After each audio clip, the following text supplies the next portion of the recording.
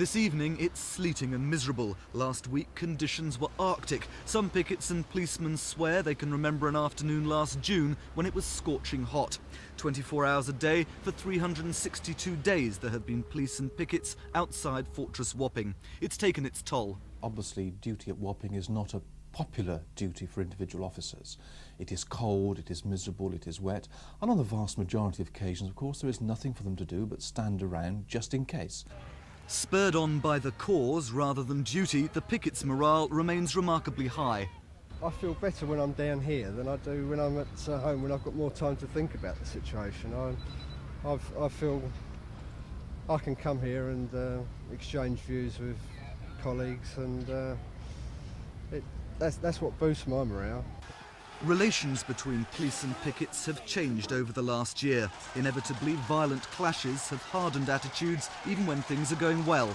Day to day, the relationships are cool but fairly good. There are many occasions where we have fairly good conversations with the pickets. On other occasions, there are those that won't acknowledge us. General relationship with the police is the situation has developed because of the violent clashes. That it's very much they don't speak to us, we don't speak to them situation.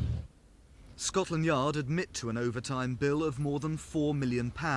The pickets operation, a stationary convoy dispensing endless tea and sandwiches, an office administering rotas and keeping a journal of every incident, is less lavish, but just as organised in its way.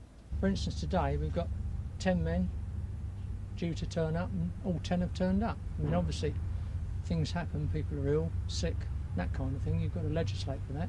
But basically, over the last 12 months, we've had a tremendous amount of picketing, tremendous spirit from the fellas. It'll be a year on Saturday, an anniversary for both police and pickets, which is unlikely to go unmarked.